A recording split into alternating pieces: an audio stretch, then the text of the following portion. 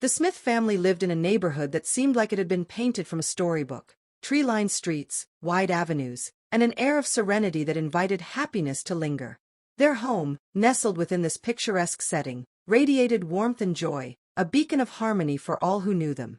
Adam and Laura, the heart of the family, had created an environment where love and laughter flourished, a haven where the aroma of fresh coffee mingled with the soft melodies of birdsong as sunlight spilled through the grand living room windows, painting everything in golden hues. Adam was always the first to rise.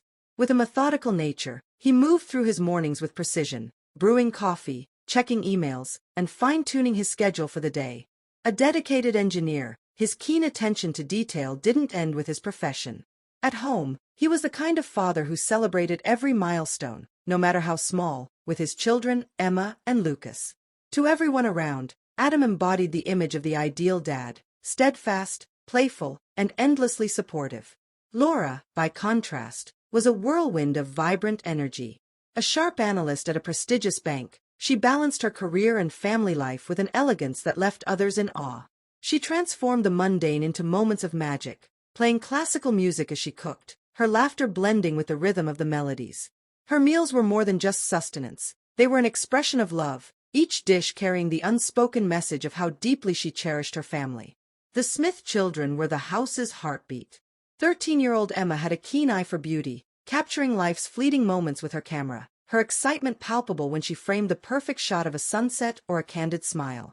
10-year-old Lucas, meanwhile, possessed an extraordinary talent for drawing, crafting comic strips that transported readers to fantastical realms filled with daring heroes and thrilling adventures.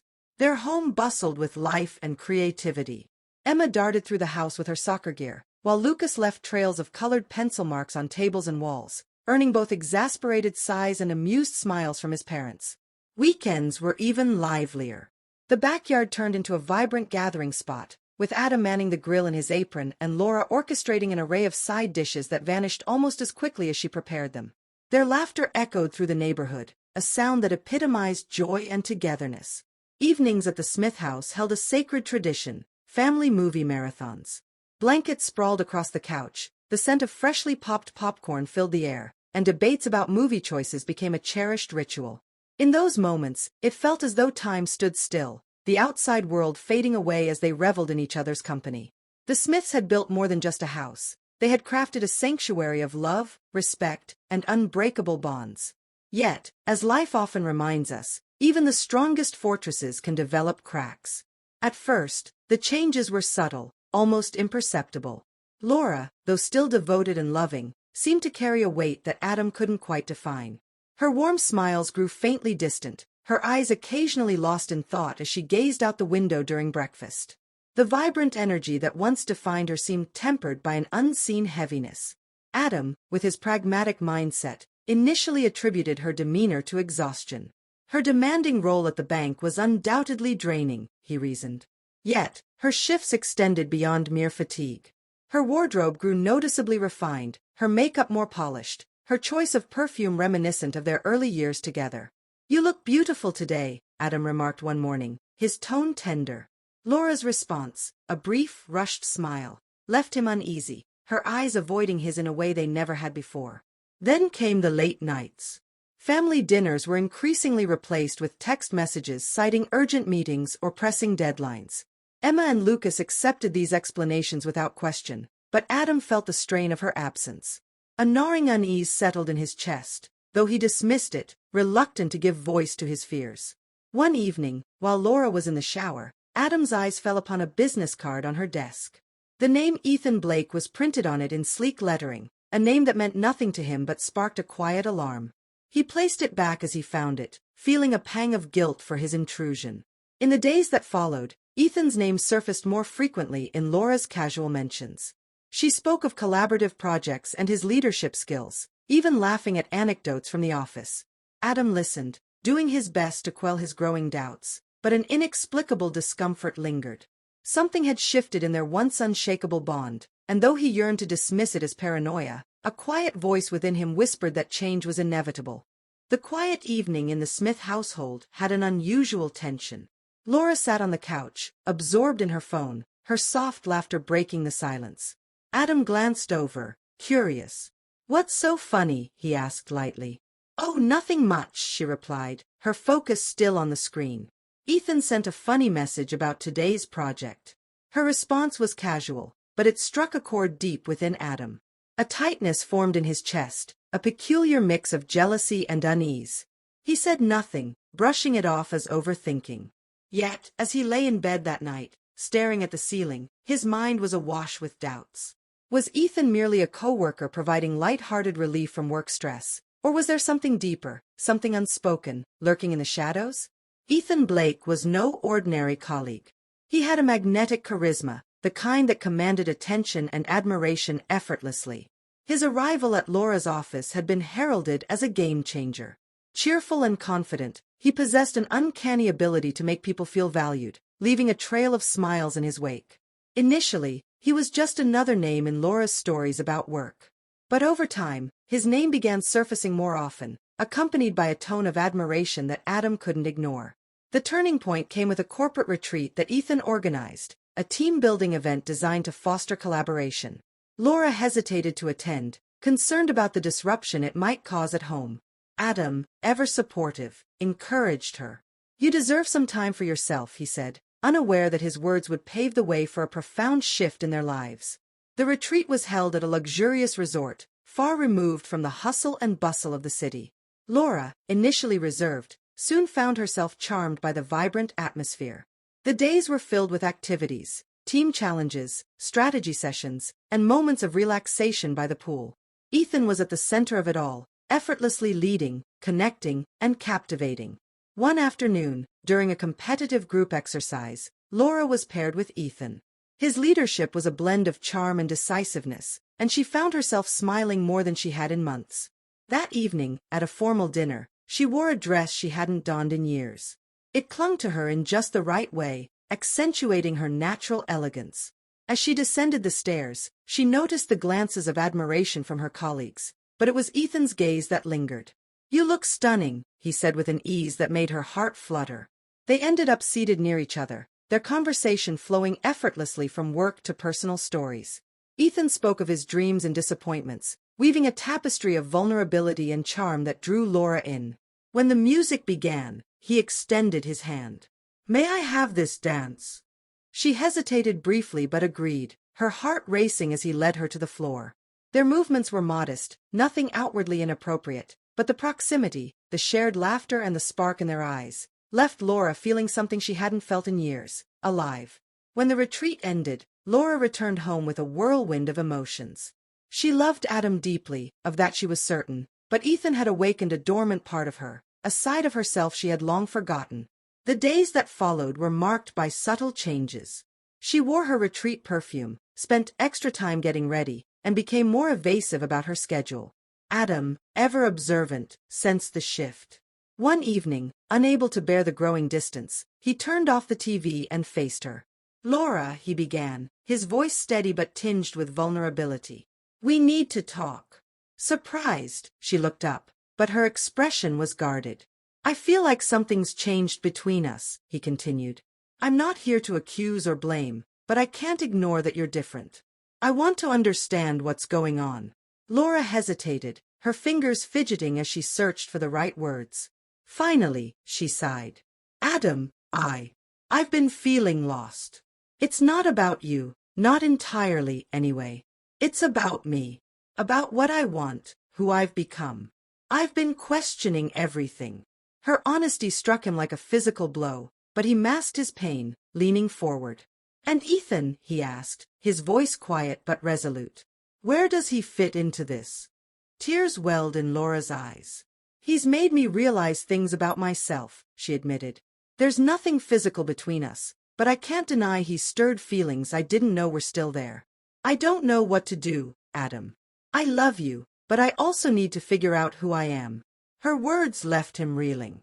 The name that had haunted him was now a living, breathing presence in their lives. He fought to keep his composure. "Are you saying you're considering something with him?" "No," she said quickly, shaking her head as tears spilled down her cheeks. "But I can't ignore what I'm feeling.